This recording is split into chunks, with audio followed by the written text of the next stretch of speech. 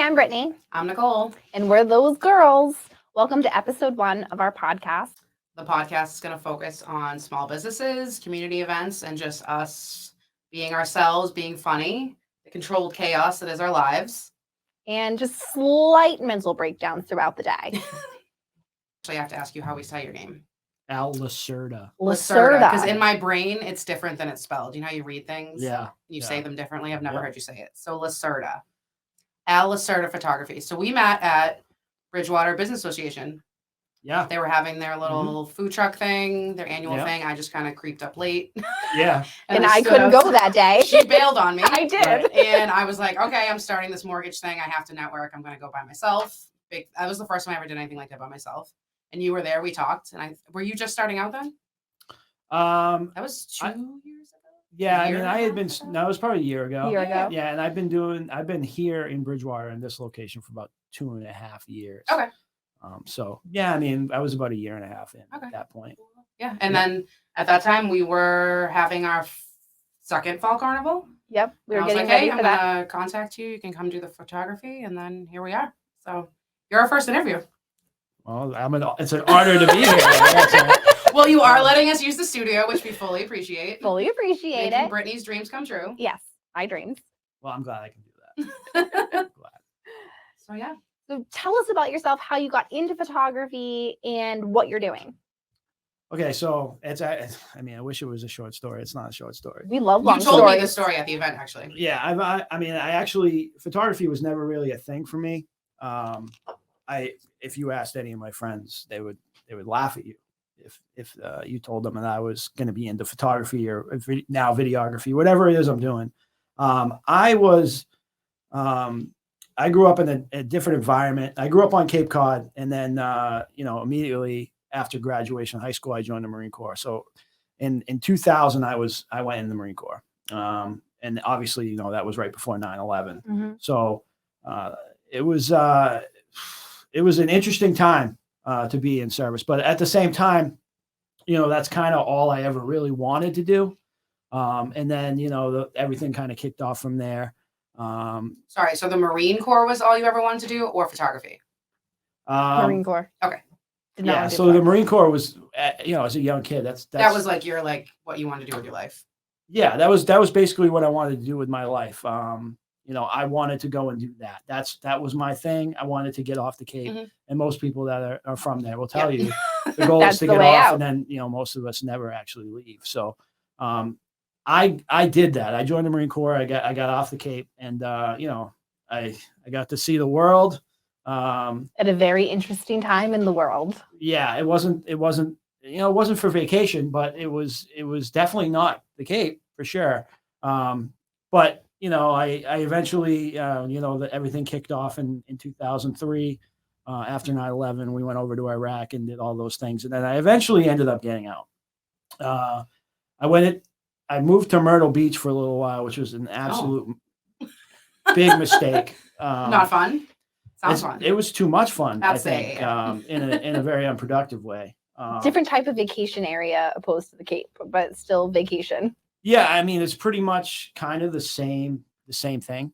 It's just in a different place. It's a college town. I was fresh out, so I had this newfound freedom that I was exploring aggressively in very unhealthy ways, and that lasted for about a year. And then I said, yeah, I got to get it together. I'm never getting out of here. So I ended up moving back to Massachusetts, which I said I would never do. I got into policing. I did policing for about 8 years. And then some things happened, and I was told that I needed to kind of reassess my job, that it was probably not the best job for me to be doing. I had some other issues that were going on that I needed to kind of reassess. And, and when you're in your 30s and you've got a wife and kid and you've got a house and you've got all these responsibilities, it's not easy to hear that, like, hey, you just need to stop what you're doing, the only thing you really know how to do, right. And kind of switch it up. So what ended up happening is I ended up going back into school. I went back into college on a program. Well, I said back into college. I never went to college. I didn't either. But they put me back in a program to get me back into college so I could kind of, restart, which is not something that you normally get to do at that, No. at that age. Super So scary. I looked at it like, okay, this is an opportunity for me to kind of evaluate, get a fresh start. So I did that. I went to college. Where'd you go? I went up to the North Shore. I was up in the North Shore originally. I went to North Shore Community College. I got a 2-year degree there. Then I transferred down here to Bridgewater to go to BSU. And I ended up getting a degree there in computer science. While I was doing all that, in the process of getting my degree, I picked up a camera. And again, I hadn't touched a camera since the late 90s when you were developing. A little different than the 90s. I mean, yeah, it's definitely a little bit different. You're not developing film. I mean, it was fun, but it was just a throwaway course in high school. That's how I looked at it. I enjoyed it, but I didn't like the work. I didn't like the darkroom and the processing, all this stuff. So I don't think I ever really had the opportunity to find out if I was really good at it, because whether I was good at it or not, I wasn't going to take the time to develop the photos. Little more patience needed, I think, for the day-to-day of what that was back in the day compared to technology now with cameras. Yeah, I think people take for granted that, like, during that time period, like, we didn't have, you can't just pick up your cell phone and take it. There's a reason why I don't have a lot of photographs. And it's because if you took a lot of photographs, you were going to have to develop them. And we just didn't do that. And I wish that we had. And that was part of the reason why I kind of revisited the whole photography thing, because I had so many awesome experiences and been around so many awesome people that, some of them were no longer with us, and I don't have any of those photos. I don't have anything but what's up in here. And I realized, like, hey, that's kind of an important thing, to document things, because in the end, that's really all you got are those photographs. So long story short, I ended up getting into a digital photography class. And it was one of those things where I could just do it. I picked up the camera, I threw it on manual, and I just understood how to do it. And then I realized, like, oh, this is enjoyable. I'm not spending hours in the darkroom to find out if I even have a good photo here. Right. It's instantaneous at this point. Yeah. I mean, it's instant gratification. You know what you're taking a photo of, whether or not the photo is going to be good. Right. So that was a different experience for me. From there, I started to say, like, because I'm very obsessive, like, when I start doing things, I want to figure out. That's why we're here right now. This has been like 8 months in the making, and I'm like, we're doing this. Right. Well, I'm glad I could help facilitate that. We're super excited. But what was I saying? Oh yeah. So it's instant gratification. And once you realize that you have a certain eye for something or a skill for something, when you're obsessive like I am, you want to build on that, and you want to get better at it and better at it and better at it. So it was me, learning how to do, like, I would see a photograph of a beautiful sunset, and the way that the sun was facing directly in the camera, but it was beautiful colors. And then the subject was perfectly lit. And I would spend all night trying to figure out, how did they do that? Did they use flash? Did they do this? Did they do that? And I was obsessive about it. And, my wife would get mad at me because it's 4 a.m. and I'm looking at the same photo for 6 hours. Watching tutorials, trying to pull bits and pieces out of these different tutorials about how that actually happened. And then I would go do it, and I would nail it. And, that progressed into me, while I was going to school, really starting to take it more and more serious. So I said, okay, well, I have this new opportunity to kind of, reevaluate my life. While I'm doing that, why don't I build my own business, and then I can kind of do whatever I want to do. And that's kind of been how I do things. So did you finish your degree in computer science from Bridgewater, or did you change your major into photography? Oh, no, I have a bachelor's of science in computer science from BSU. Super cool. Yeah, I didn't change my major because I knew that with everything that I was doing, that kind of a degree is pretty far reaching. Like, you can do a lot with it. Yeah. You're using it today. Yeah, you can do a lot with it, from, understanding how to build websites, to dealing with back end stuff, to tying and linking things together. Mm-hmm. All those things are important when you're trying to start a business. And I knew that. And as you start a business, those are some of the things that you don't really think about ahead of time. And if you don't have a background in those sorts of things, that's where you're shelling out all your money. Right. So for me, the photography, the videography, the computer science degree, it allowed me to build my business, build my own websites, link everything together. It just made it so much easier for me in the beginning to get things To started. tie everything Okay. together. What do you think your favorite thing about owning your photography business is? My favorite thing about owning the photography business Yeah. is that, it's my name on the sign, and, I kind of treat my business. I don't work for anybody else. So I don't have to answer to anybody. And I don't like to answer to anybody if I don't have to. I mean, who does, right? But I run my business the way that I want to run my business. So, you're going to find that there's a lot when you're dealing with photography.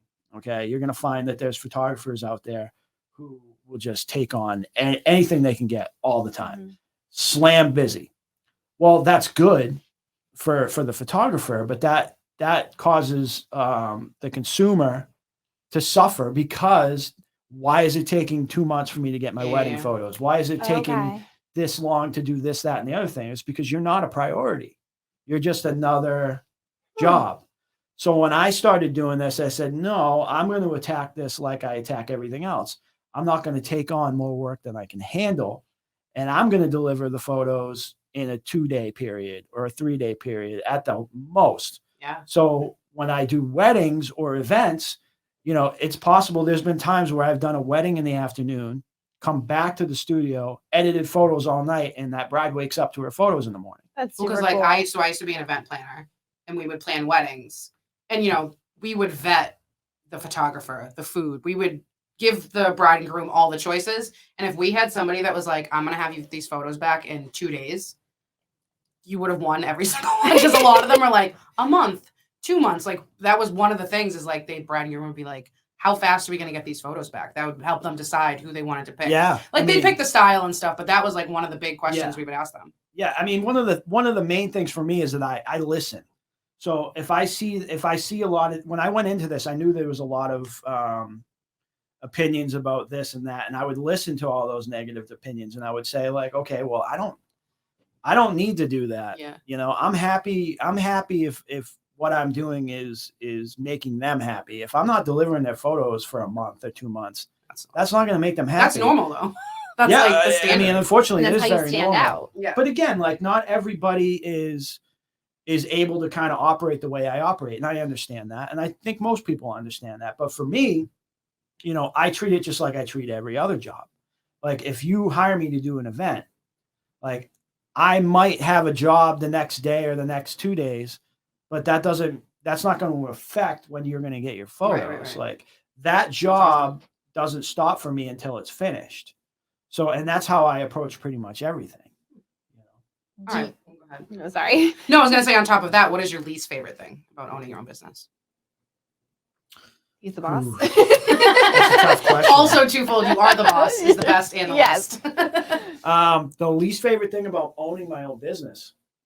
Like so I used to do farmers markets, and I've had like small business owners that have like, since they decided to just take like a regular job with a paycheck. And some of them are like, there's something to be said for that, like knowing you're going to work every day with the same hours, same paycheck every week. Like, Oh God, no. yeah, I know, but there's different kinds of people. Like, I'm not built for that either. No, but, like, that's why I'm here. Yeah, I mean, I'm sure for some people that works. For me, I don't know if I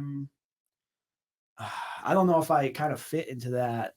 Like, oh, I get it. but again, like your success is driven by the type of person you are. If you're Yeah. self-motivated, if you're always at 100 miles an hour, you benefit from being your own boss because you're self-motivated.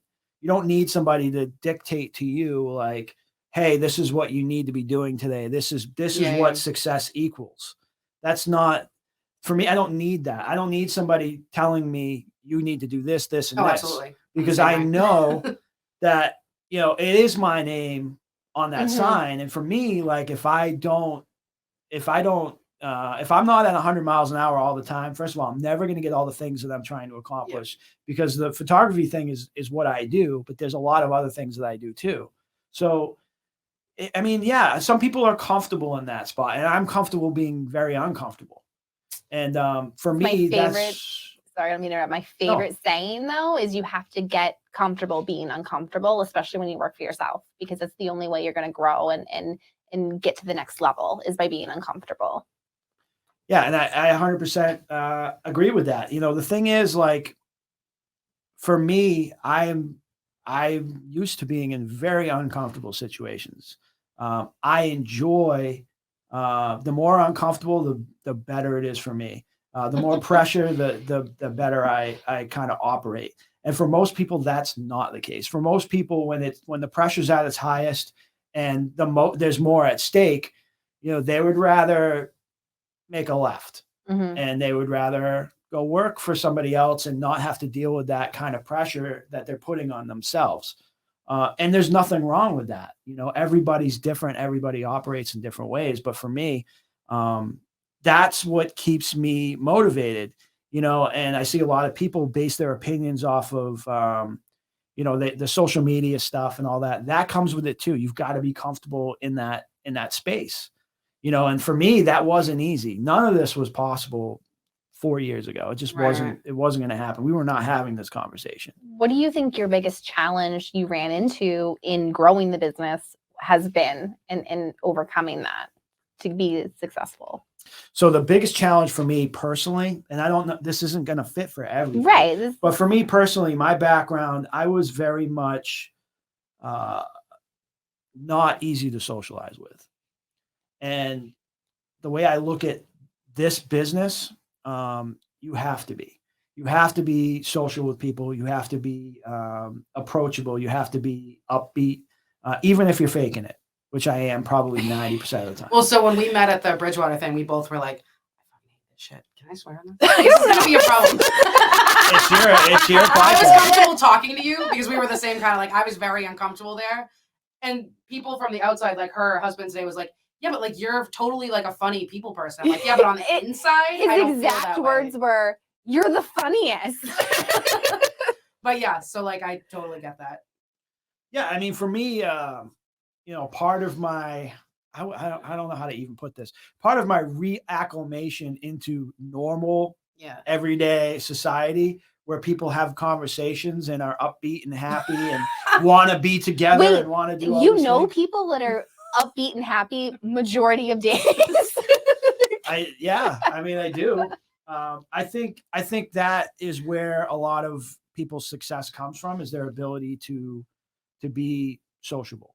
And I kind of knew that I was not that. I was the complete opposite of that. I wanted nothing to do with you. I didn't want to go to the social events. I didn't want to go to crowded places. I didn't like that. And part of that was a lot of us deal with that sort of stuff. But I knew that if I was going to strike out and kind of do my own thing, I was going to have to find ways to get over that. So in a lot of ways, that was the biggest challenge to me doing this work. And I've gotten a lot better because I understand that if I can't talk to you, this isn't going to work. Yeah. So I've gotten over that. And that was one of the biggest things that I had an issue with starting a business. But it's the photography thing and the interactions is kind of become like a therapy thing at first. Now it's kind of completely changed the way that I approach everything. I'm more capable of doing things like this, having a conversation, and you know, doing whatever I'm doing with the nonprofit or the TV show, like that. All those things stem from my ability to be more sociable with people in this environment. I can go to your house and you can be happy that I'm there after a 5-minute conversation. That was not a reality 5 years ago. It just wasn't gonna happen. So I do mortgages now, but I've had all kinds of weird jobs. They're all people jobs. But like my dear friend, I guess he's my boss, Scott. He always says to me, like, you don't have to be like a stuffy banker, Nicole. Like, people are gonna work with people that they like. Just be yourself. Like, just, you know, you have to be able to socialize with people, I guess. So. To be comfortable. I take that as like everything, because he's like, no, just be yourself. Because I'm always like, I don't know if this is like for me. Like, I'm not a guy in a suit like Bob. He's like, no, just people work with people. And I'm sure you find that too in your business. I do. Same thing. And I think that's, one of the reasons why we wanted to start this is because we want to get to know those people that we've kind of gotten to know in general on a deeper level, because we're all alike, and that makes it easier and more comfortable to kind of dive deeper. Yeah. Yeah. I mean, and that's what, that's what I tell people. Because people ask me, like, when I built this studio and I built this little podcast room and put together all this stuff. It's super cool. All right. Thank you. I appreciate that. I always tell people will say to me, hey, I always wanted to do that. And I always tell them, like, if you want to do something, just go do it. Like, there's nobody stopping you but you. I mean, obviously this is a little more, there's a little more going on. This is super intimidating, walking in and not knowing what you're doing. Right. I mean, I can see how that could be the case, but like, my advice to people is always like, there's nobody stopping you from doing what you want to do. There's really no excuse either. I mean, you walk around every single day with a little device in your pocket that has a microphone, that has a camera, that has all the things you want and need to reach the outside world like you want to. You don't need all this fancy equipment. You don't need all that. It's nice to have, but it's just something that I have. So I always tell people, whether it's approaching it from wanting to do a podcast or like wanting to learn a new skill, like if you really want to do it, you'll find the time. Like there's nobody that's, nobody's stopping you but you, and that's what I always tell people. Like, how did you get into photography? I said, I just wanted to do it. So I taught myself how to do it. Like, you taught yourself how to do this and that and lights and colors and smoke, and you taught yourself all. Yeah, I taught myself because I wanted to know. So I put the time in to learn. And that, that turned into video production and videography and learning about sound equipment and catching audio and doing all these different things that I do with Steadicam rigs. And like, I just wanted to do it. I found it interesting. So I put the time in to figure it out. So, anybody can really do anything. And if your business is struggling, there's always something more you can try to do. If you're not thinking outside the box about like, hey, can I create a commercial? Well, that's us in our business. Yep. Real estate mortgages, like, even if you work, like I work for a company, but it's commission. I am my own little business. I am the only one that is going to feed me. I'm the only one that's going to pay my rent. Like, nobody's handing me money at work. When I go to work, I'm not getting paid unless I have deals. So that's kind of where we started, I guess. Yeah, where we started. She was like, I don't even know, really. You don't want to know. That's another day, another podcast day. She's always the one with the ideas. She's like, let's do this, let's do this, let's do this. And sometimes it's overwhelming, but I always say, and I've probably never said this to you, but you always like push me. Like, even when I don't want to do it, and I'm like, hey, I don't even want to get out of bed today. You're like, well, we're going to do this weird fucking thing today. So I'm like, okay, I guess I'm going. And I love that about you. That's great. Doing this is a stretch for me. Yeah. Doing my social media, like I just started doing the reels and the little videos and all that stuff. You pushed me, Scott pushed me. Everyone was like, you have to start doing it. I didn't want to do it. Yeah. I wanted nothing to do with it. Yeah, I pushed you and you do it better than I do. Because I am the one that's, more shy. So back to Al. Because we're here. Because we got sidetracked. Sorry. That's us. That's gonna be in the podcast. Hey, it's your world. I'm just a guest in it today. You guys do what you got to do. So you talked about having your own podcast, going into a TV show. What are you working on, and how did you get involved with that aspect of your business? Okay, so when I started doing this, and prior to even starting this business and opening this studio and putting it all together and creating all the different scenes inside the studio, I had always kind of wanted to do some kind of podcast, like a veteran podcast, where we could, because there was a lot of like I felt like there was a lot of misinformation, or people speaking on behalf of veterans on certain issues. And I wasn't comfortable with some guy in a suit at a desk in New York City talking about, oh, veterans think this or veterans think that. Yeah. Because I came from a time period where things really kicked off.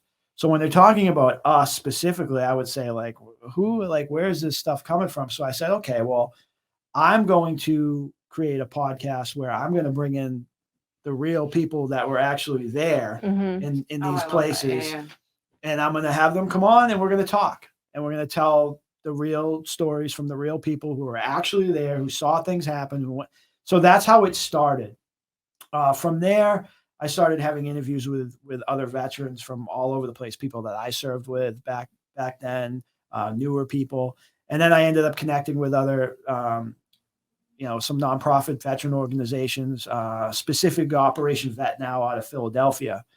And then from there, it kind of progressed. And I said, like, I had a conversation with Tony on the phone. And I said, I really think that there's really not, I mean, there's different organizations around the area, but everyone's kind of going their own direction. They're doing their own thing. Nobody's ever really working together.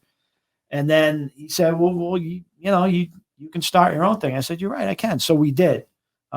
We put together a team of veterans and we formed the Fire for Effect Foundation here in Bridgewater. And the whole mission statement for the Fire for Effect Foundation was to kind of bring the veteran community together with the outside community. That's Get amazing. everybody speaking, working together, bringing events to Bridgewater on a regular basis, which we're continuing to do.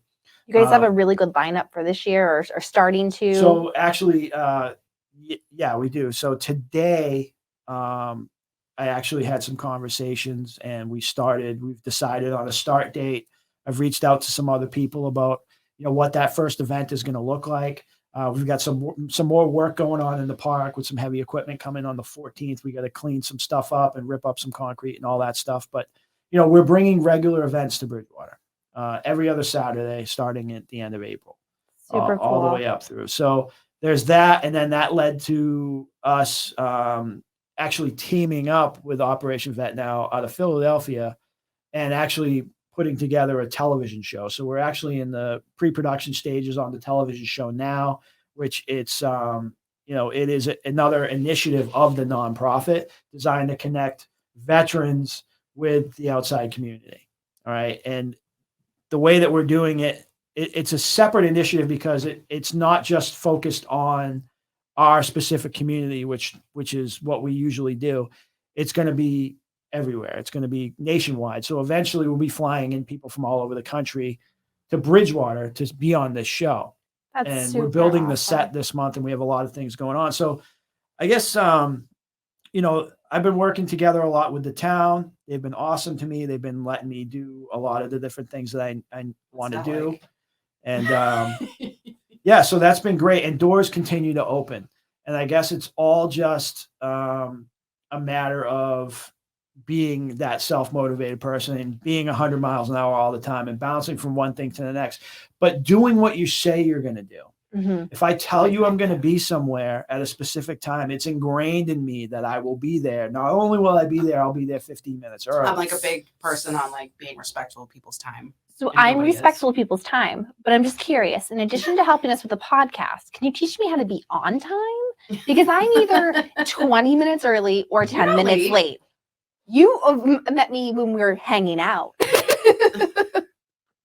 I mean, for me, it all comes back to that same thing that I talked about before, where like, I want to deliver your photos in a timely manner. I don't want you to wait a month. Well, if I didn't show up, like, and it's just that is just, I was brought up that way. You're always early. You always be where you're going to say you're going to be. Mm-hmm. And then that was even more ingrained in me when I was in the Marines. Of course. Yeah. It's like, if you're not 15 minutes early, you're late. You're late. And it's still to this day is terrifying to me to show up somewhere either on time or 2 minutes late. That's like a devastating thing for me. It would drive me absolutely crazy. It's the same. It's always the same way. So I have this thing that's like kind of built into me at this point that will not allow me to be late for anything, to the point where if I go to a sporting event, if I'm not there 15 minutes before the puck drops or the ball is snapped, the whole game's ruined for me. And we I will know keep you that in laugh, mind. So no, now- we're on time. So now I'm really embarrassed when we got out of the car and we're like, no, we just got here and it was 2 minutes early. Now I'm embarrassed. Yeah, no, I don't mean it that way. I mean, if No. you're No, we're early, you're just being early. funny. But for me, that's just, it's almost like that kind of that self-motivated attitude again. And Yeah. it adds to your success, and it adds to I mean, yeah, It's your reputation. Right. It adds to my success more than if I was late. There's like nothing worse than like a vendor that's always. you're not losing anything by showing up early, and you are, making sure Gaining you're more, yeah. prepared for it than coming in on 2 wheels. Yeah, I believe there's definitely more to gain from being punctual than there is for being late. I don't want to be that guy. I don't want to be the guy. I'm nervous about falling short in any area when it comes to my business. Am I the best photographer out there? Probably not. I think you're pretty good. Am I going to work harder? Yeah. Am I going to work harder? I try.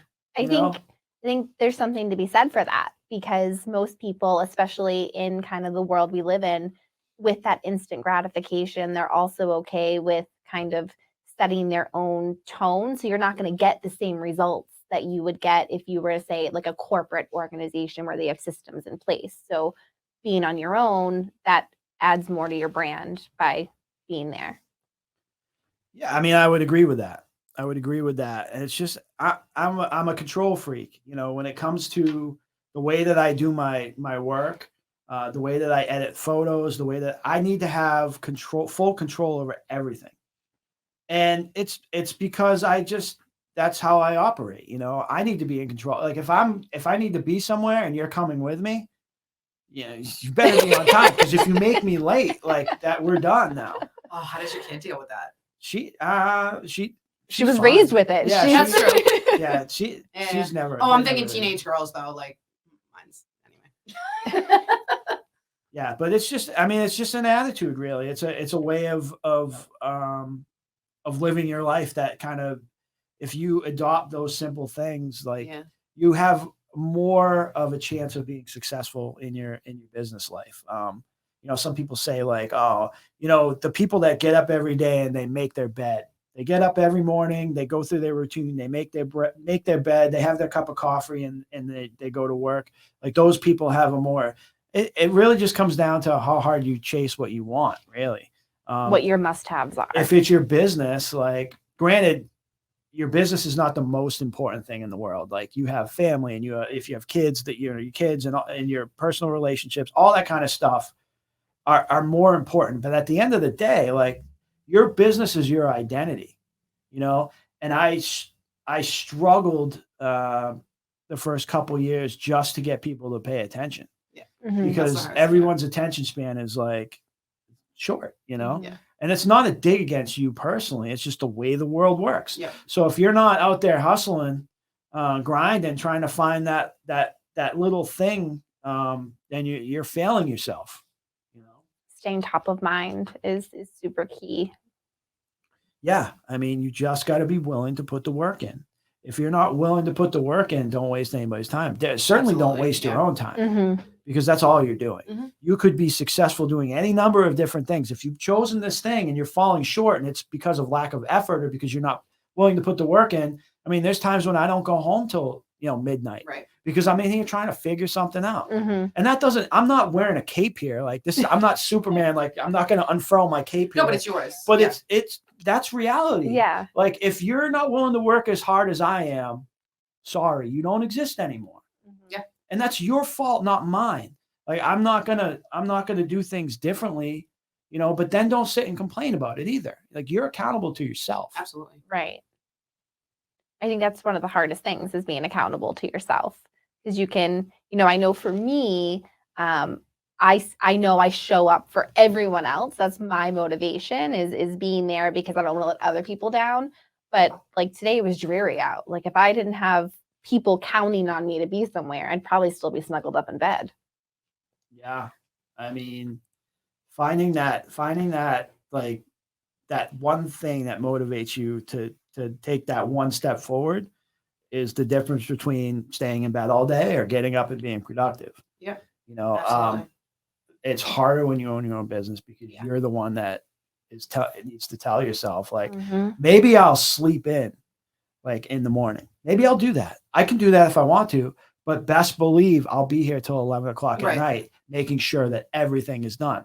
that's probably the only benefit to doing this kind of work. If I don't have to be somewhere at 7 a.m, maybe I sleep till 8 o'clock. Maybe I sleep till 9 o'clock. But best believe I'm going to get that 12 hours in. Right. I'll be in here until I get that time in, Right. because for me, whether I sleep until 9 o'clock or whatever the case is, for me personally, I don't feel like I'm doing what I'm supposed to be doing if I don't have those hours in. For me, it's about putting in the hours. So I feel like because of that, I've been able to kind of survive everything that's happened the last couple of years. I mean, I opened this in the middle of the pandemic Yeah. because I thought, well, first of all, I'm a psycho. And obviously, So my dad was a small business owner. He changed his career when I was like 18 months old, from working in a bank, some like high job, to he completely quit, started his own business. He owns an alarm company. He still does, but like, you have to be like a psycho. Like, that's a psycho thing to do. It takes a special person Yes, to you guys are all the same, and you're awesome for it. But yeah, I mean, For it's sure. just the punishment that you put yourself through is like, I'm happier if I'm taking punishment if I initiate it. if I'm Right, the one right, right. putting the punishment Yes, out, punishing great. yourself. Yeah, Absolutely. like when the pandemic was at its at its most ridiculous and people were losing their minds, I said, you know what I'm going to do? I'm going to open a business downtown that relies heavily on personal contact. yeah. And I said, and the reason I'm going to do that is because if I make it through that successfully and still have a business, did the when hardest this thing is all, possible. Yeah. then what's going to stop me? Yeah, Nothing. What do you have to lose? Right, exactly. I mean, it's all a mindset, really. Whether or not that was a smart thing to do is another completely different conversation. I mean, But it worked out, and a lot of the reason it worked out was because I was just not willing to fail. Really, Mhm. I just would not allow myself to do it. If I wasn't getting a lot of jobs, I would create jobs, doing something, anything. I would find a way. So sometimes that's what it takes to survive. You never know what's going to happen next week. Things could, we could have a pandemic. Obviously we all learned that. And regardless of what your views are on that, happens. There's no normal anymore. Yeah, It's just. I don't know that there's ever a normal for me. It kind of just is what it is. But like, again, it's self-motivation, it's drive, it's wanting to be successful, however that may be, What do you think your favorite type of photography is, doing it for this amount of time you've been doing it and being in business? That's a tough question, because I think that the thing that I like about photography most, or at least being my own boss and doing my own thing, is that I am able to do many different types of photography. So the key to being successful doing this, not only is having the work, but also being able to kind of feel like it's something different all the time. Mm-hmm. So like if I was, let's say I was, all I did was school photos, and I went to the school and I took those photos every day. I'm thinking back to like 3rd, 4th grade and how those pictures came the weird guy that's now having spoken fixing your hair with a little comb. Yeah, I mean, now having spoken to me, how long do you think I'd be happy doing that? Like 10 minutes. Probably 10 minutes, right?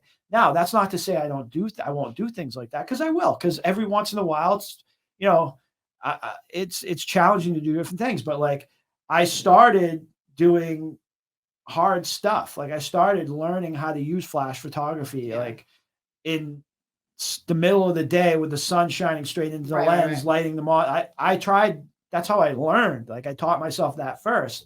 So from there, it kind of progressed. I started doing like fashion photography. I started doing headshots. I started doing weddings, events, and then boudoir photography. I started doing all these different things that really kind of fed my need to stay creative and kept me fresh and sharp. And I would create shoots based off things that I thought or saw that were not paying jobs, but I did them because like it keeps me sharp. It keeps me doing something different all the time, because the worst thing you can do is get used to doing the same thing all the time and becoming stagnant. And then you lose that edge and you lose that creativity. So for me, there's really no one type of photography that I like. It's anything creative. I enjoy doing weddings. Would I want to do weddings all the time? No. And it's not just because like, maybe it's a, bridezilla or whatever the case may be. Although that happens, it's never happened to me. But I don't book a lot of weddings, not because I can't. It's just because I don't want to. I don't want to be a wedding photographer. I want to be a photographer. Do you find like, so you're however many years in, like you're getting more and more of your business by people just reaching out to you now because they know who you are? Or you're going, like, it's probably a combination of both, but like, yeah. So yeah, I get that a lot. That's another thing, going back to the computer science thing, understanding that, AdWords and keywords and search engines and okay, that's getting onto Google and being on Google Maps so people can search for you, and showing up in the feed when someone says portrait photographer in your area, I pop up number one. So all of those things, yes, but I built that over a period of time.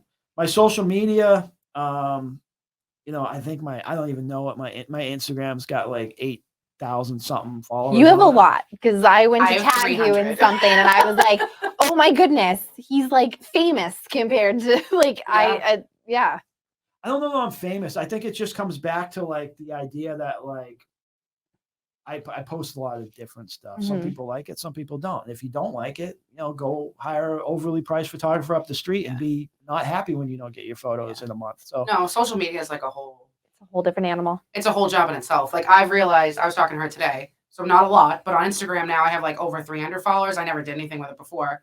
And when have I been doing the stupid things for, like a month or two? But like over 100 new people, just randoms following me. Like that's shows something. It's a whole different thing. But. Yeah, I mean, it's just it for me, like that's a business thing. Like, I you get tagged all day. I do it all the time. I don't have a personal, I don't have a personal Instagram because no one would follow it. I'm not that guy. But what I am is I'm a photographer with my photography page, and if you enjoy that stuff, then I try to provide entertainment. I'm not going to post political stuff. I'm not going to give you my opinion. Right. No politics, no no religion. Yeah. There's Don't too much of that things. seriousness in the world. We don't need to add it into. Yeah, but also, who the hell am I to tell you anything? Right. And if you're listening to anything I say, I'm a photographer. Why are you listening to me? Right? I don't have a degree in that. You're never going to find any of that stuff because I just don't care. Like I'm not here to give you my opinion on anything. I'm just here to show you some photos. And if you like them, you like them. If you don't, you don't. But I see a lot of that stuff. And I don't think that people understand that. Like when you do things like that, you're alienating half the people that, that look at your stuff. Like, why would you do that? Well, as a business, you need to cover everybody. Yeah. Like, I don't care. I don't care what race you are, what sex you are, what your sexual orientation is. I could care less. Right. Has absolutely nothing to do with my work. And, I've had people, and this was kind of surprising to me when I first started doing it, was I had a woman message me about shooting her wedding, and she said, we're a gay couple. Is that okay? I said, well, I didn't understand. I'm thinking like, why would it not? I don't understand why it would not be okay.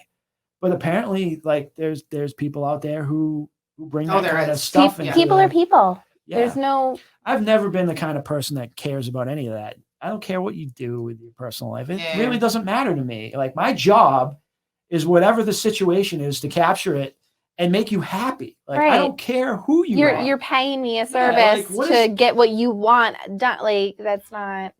Yeah, and I think a lot of people still to this day find me or have this opinion of me that I'm not approachable or that I'm like, I don't know if I have this hard edge to me or whatever. Like but it's I gotta be honest, it's just not true. Like but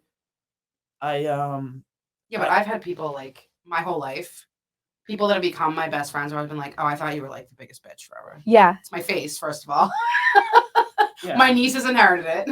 But like sometimes it's just people don't get into you as a person either. Like just because I don't know. Yeah, and they don't need to get into me as a person. I could care less. That's also true. You need to just, if you hire me to be a photographer, then you just know you're getting a good photographer. Yeah. These are my skills. And that's the only thing that matters to me. I don't care about anything else. Yeah. Like I don't I don't know if there's preconceived notions about certain things, but honestly, I don't like. I think everyone has photography them and really they are what was. they are. And Yeah. we're here to help if you want it. And if you don't, go somewhere else. That's, Yeah, that's absolutely. my take on it. Yeah. I mean, that's the way it is. Yeah. You know, I don't force anybody to do anything. Yeah. If you want me to do the job, I'll do the job. If not, that's fine too. Good luck down the road. That's, that's kind of why we started this, is because we had some things come up, and people kept calling us those girls. Like, oh, there's those girls, because they had all these preconceived notions and things. Like, yeah, we are. Like, we are who we are. Take us or leave us. Yeah, I mean, look, the internet's full of keyboard warriors that want to put their opinion on things and tell you, put tags on stuff, or make a nasty comment on certain things. Irrelevant. It doesn't matter. Because just because you can type a nasty comment from your mom's basement, Yes. it doesn't mean anybody's going to put any kind of, like, if I spent most of my time reading people's things on the internet, I'd never get anything accomplished.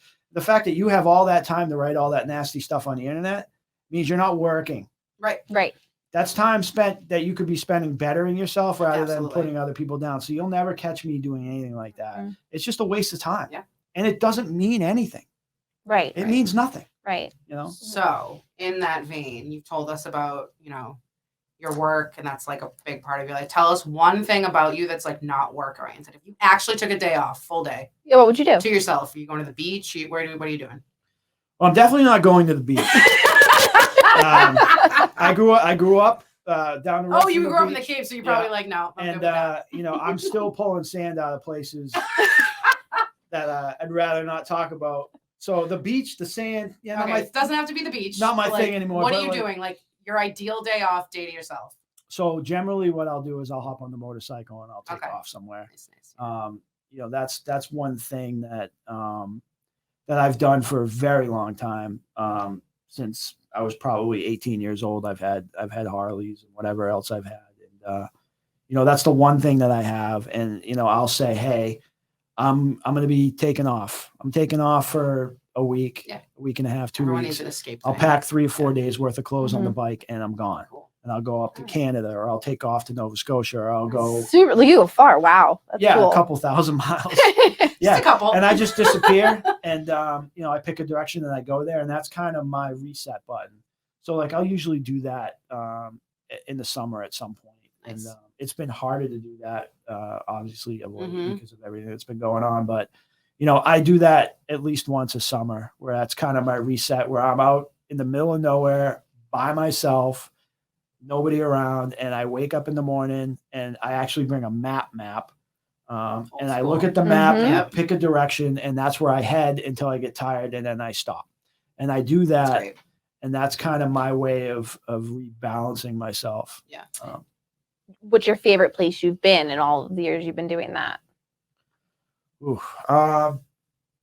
So I've been a lot of places, but the last couple of years, my trips through Canada have been pretty awesome. I've never been to Canada. Me either. I gotta go. Yeah, it was pretty good, pretty wide open. The first year I rode out to Buffalo, crossed over into Niagara, and then I stayed a night or two in Niagara, and then I headed out towards Toronto, then to Ottawa, then spent a couple of nights in Montreal, and then back down the coast. And it's just, you're wide open. You're out there on your own. But I think my favorite one was my Nova Scotia trip. So originally I was going to take the ferry at Bar Harbor over to Nova Scotia. Yeah. Mm-hmm. The ferry was down. So instead of doing that, I rode all the way up the coast, Nice. crossed over into the Canadian border up north, and then took a ferry across the Bay of Fundy, and then rode all of Nova Scotia, and then rode out of Nova Scotia north and all the way back down. Wow. Skipped the ferry on the way Improvised. back. Yeah. So, like, things like that are what kind of keep me, That's- keep me going. Same. Yeah, I guess you could say that. We all need those things. We Yeah, do. for sure. We Absolutely. definitely do. All right. Well, do you have any other questions? I don't think so. All right. So tell everybody how they can reach you, where to find you. So you can find me pretty much anywhere. I've pretty much it made it impossible. Nova not to Scotia find or me. Bridgewater. Yeah. So if you're looking to find me, you can find me on Instagram. You can find me on Facebook at Lacerda Photography. You can do a Google search for me. It'll pull up my Google page. There's all kinds of stuff on that. Anytime any of you message me anywhere, whether it's the website, lacerdaphotography.com, Google, Instagram, Facebook, the notification immediately buzzes in my pocket, and we can, and I get it immediately, and I answer my messages. And the charity is Fire for Effect? So the nonprofit is Fire for Effect Foundation. Same thing. Okay. Instagram, Facebook, you can find us all over the place. Perfect. Well, thank you so much for coming or setting it all up for us. Not even coming. I don't know what that was. First try. First try. Thank you. And we look forward to everything you're doing this year and all of your events. Thank you. Those girls signing off. Episode 1 down. Episode 1 down.